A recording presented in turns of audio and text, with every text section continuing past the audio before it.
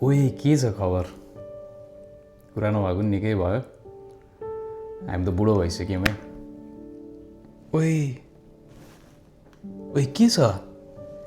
सही होला, मलाई क्या कुरा गर्न मन लागेको थियो तँसँग। ड्याम म्यान, के क्वेसन्सहरू सोध्नु छ। तर फर्स्ट अफ अल नासामा हो, एरोस्पेस इन्जिनियर बनिसक्यो हो? होइन नि यार, एरोस्पेस इन्जिनियर बनिएन। एरोस्पेस इन्जिनियर बनिएन, धेरै महँगो हुँदो रहेछ पढ्नलाई। 15 लाखको I-20 आयो। अनि त्यो बेलामा बाबाआमाको स्थिति, आर्थिक स्थिति पनि खासै ठिक थिएन। अनि झन् ऋणमाथि ऋण थप्न मन लागेन। नेपालमै पढ्छु भन्ने भयो र हामीले काठमाडौँ युनिभर्सिटी पढ्यौँ यार। तर राम्रो डिसिजन लियौँ, धेरै कुराहरू सिकियो र अलिकति परिपक्व भइसकेपछि गइयो विदेश, जर्मनी पढ्न गइयो, मास्टर्स गर्न गइयो। एकदम एक्साइटिङ एक्सपिरियन्स भयो। ल अनि के चाहिँ गरेर बस्यो त्यत्रो बेरसम्म, अनि त्यत्रो सपना बुनेर लास्टमा गइएन कहीँ पनि। होइन सुन्न, एरोस्पेस इन्जिनियर नबने पनि वी ग्याट समथिङ एल्स। हामी अहिले अमेरिकामै छौँ। बाहिर घाम लागिरहेको छ मजाले, अपार्टमेन्टमा छु। न्युयोर्कमा छौँ अमेरिकाको पनि। अझै मैले तँलाई मेरो करियर अपडेट त सुनाएकै छैन। ल अनि तैँले के चाहिँ गर्छस् त? त्योभन्दा पनि बबाल के चाहिँ गर्छस् त? युएनमा काम गर्छु, United Nations executive office of secretary जेनरलको सबभन्दा टप फ्लोर, जहाँ चाहिँ सेक्रेटरी जेनरल बस्छन् त्योभन्दा एक तल्ला मुनि बस्छौँ हामी। त्यहाँ काम गर्छु। बेला बेलामा त सेक्रेटरी जेनरललाई पनि भेट हुन्छ। यसो गरेर हात पनि मिलाएको छ एक दुईचोटि। अनि त्योभन्दा ठुलो कुरा के छ? ओए डेन्जर है त्यो त। अनि एरोस्पेस इन्जिनियर भन्दा नि खतरा भएछ त नि। अनि एरोस्पेस इन्जिनियर भएको भए चन्द्रमामा गएर अड्केर बसिरहेको हुन्थिस्, भात खान नपाएर रोएर बसिरहेको हुन्थिस्। भने यार भात त खानुपर्छ यार, भात त खानुपर्छ। सही भएछ ल, एकदम खुसी लाग्यो। अनि सुन्न, पैसा चाहिँ कमाइस्। पैसा कति कमाइस् भन्न यार, के गरिस् पैसा कमाएर भन्न। पैसा कमाइयो राजा, पैसा कमाइयो, अलिअलि पैसा कमाइयो, धेरै त कमाइएन होइन। बाआमाको ठुलो इच्छा थियो एउटा सपनाको महल बनाउने, त्यसमा हामीले सिग्निफिकेन्टली कन्ट्रिब्युट गऱ्यौँ र त्यो पुरा पनि भयो। लास्ट इयर मात्रै पुरा भएको। इनफ्याक्ट हामी गएको पनि थियौँ हेर्नलाई। कस्तो राम्रो भएको छ, यस्तो ब्युटिफुल सानो गार्डन, सानो घर, तर सपनाको घर भएको छ। आफ्नो पनि धेरै इच्छाहरू पुरा गरियो, अब चाहिँ गरिँदै पनि छ। तर अब चाहिँ आफ्नो जिन्दगी सुरु गर्नुपर्ने भएको छ र त्यसको लागि we are financially pretty good. हो ड्याम, तैँले सकिस् त्यो कुरा। सही लाग्यो ल, मलाई एकदम खुसी लाग्यो।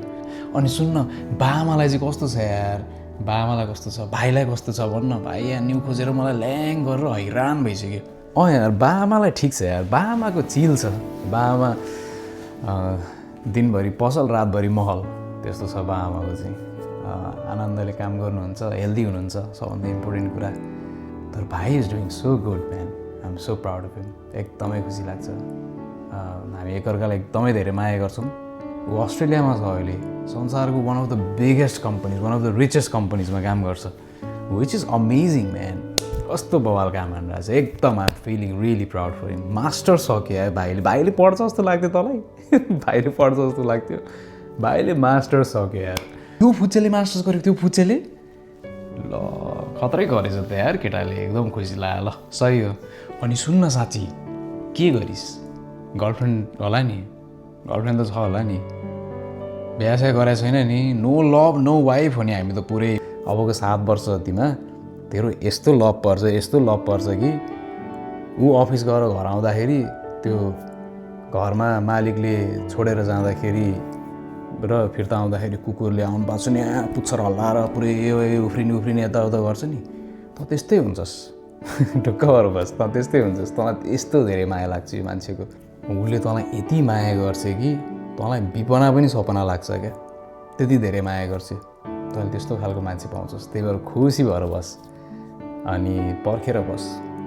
दुनियाँ केटी घुमाएर बस्नु पर्दैन तँलाई। ल र त्यस्तो लभ पर्छ हाम्रो।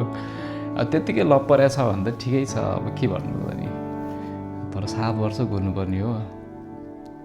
दाइ अनि सुन्न, मलाई तैँले अब धेरै कुराहरू सिकायो होलास् यो 15 वर्षमा। त मलाई यसो भन्दैन 2-4वटा कुराहरू, के गर्दाखेरि चाहिँ ठिक हुन्छ होला, म राइट पाथमा कसरी लाग्न सक्छु होला भन्दैन? छन् नि अब कति कुराहरू सिकिन्छ बिस्तारै बिस्तारै होइन। एउटा कुरा चाहिँ जहिले पनि कोसिस नगरुन्जेलसम्म थाहा हुँदैन, त्यही भएर अज्युम गरेर बस्ने होइन। तैँले जब यहाँ न्युयोर्कमा आएर इन्टर्नसिप गर्ने अपर्च्युनिटी पाउँछस् नि, तैँले सोचिरह हुन्छस् दिमागमा सेट न्युयोर्कमा पनि मैले म जस्तो तुच्छ प्राणीले चाहिँ न्युयोर्कमा चाहिँ इन्टर्नसिप पाउँछु होला र भनेर तैँले अप्लाई नै गर्दैनस्। तँलाई त अरू मान्छेले फोर्स गरेर बल्ल तल्ल गरेर तैँले अप्लाई गर्नुपर्छ, तर तैँले पाउँछस्। तैँले अप्लाई नै नगरेको भए तँ अहिले यो ठाउँमा मरिगए पनि हुँदैन थिइस्। विदेशमा त्यो पनि युएनमा काम गर्न पाउँछु होला र भनेर सोध्छस्, तर तैँले होइन म सोचेर बस्दिनँ, म सोच्ने होइन सोध्छु भनेर बस्ने। अनि तैँले सोध्न थाल्छस् 2-4 जना मान्छेहरूलाई, अनि तेरो पुरानो बोसले नै तँलाई यो ठाउँमा ल्याएर राखिदिन्छ क्या। भनेपछि तैँले हरेकचोटि अज्युम गर्ने भन्दा पनि एक्सनतिर लाग्नुपर्छ है। त्यो कुरा चाहिँ कहिल्यै नबिर्सनु। ज्याक अफ अल भन्, सबै खालको चिजहरू गर्न सिक, नयाँ नयाँ मान्छेहरू भेट, नयाँ नयाँ कुराहरू सिक। अनि केही चिजमा नि तँ बबालै खतरा हुनुपर्छ भन्ने छैन, तर तँलाई चाहिँ सबै चिजको बारेमा अलिअलि ज्ञान भयो भने त्यो नै तेरो सबभन्दा ठुलो लेभरेज हो है। त्यति याद राख। र तँ हुन्छस् पनि, तैँले धेरै कुराहरू गर्न सक्छस् अहिले। आफूलाई चाहिँ माया गर्नु है, आफूलाई चाहिँ एकदम धेरै माया गर्नु, सबभन्दा धेरै आफूलाई नै माया गर्नु। त्यो कुरा चाहिँ बिर्सिन्छस् तैँले बेला बेलामा। अनि वान फाइनल थिङ है, पढ है, राम्रोसँग पढ। तैँले पढेको भएर नै, तैँले केहीमा राम्रोसँग पढेको भएर नै तैँले स्कलरसिपको लागि एलिजिबल हुन्छस्। त्यसपछि मास्टर्स तैँले बबाल गरेको भएर नै स्टाइपेन्डवाला इन्टर्नसिपको लागि एलिजिबल हुन्छस्, न्युयोर्कमा इन्टर्नसिपको लागि एलिजिबल हुन्छस्, र तैँले त्यो इन्टर्नसिप गरेको भएर नै अहिले यो पोजिसनमा छस्। बुझिस्? त्यही भएर पढाइबाट सुरु गर। You will do great. Amazing छ तेरो लाइफ अमेजिङ नै रहिरहन्छ। अब यसपछि फ्युचरमा के हुन्छ थाहा छैन, जतिखेर जसलाई पनि जे पनि हुनसक्छ होइन, तर I think you get it. ल सही हो यार, म एकदम कन्फिडेन्ट फिल गरिरहेको छु। म अब 15 वर्षमा त हुन पाउँछु, र त्यसको लागि मैले के गर्नुपर्ने हो, कति मेहनत गर्नुपर्ने हो, म त्यो गर्दै जान्छु यार। एकदम खुसी लाग्यो। Thank you very much. See you in 15 years है त। Take care for our future. Bye by.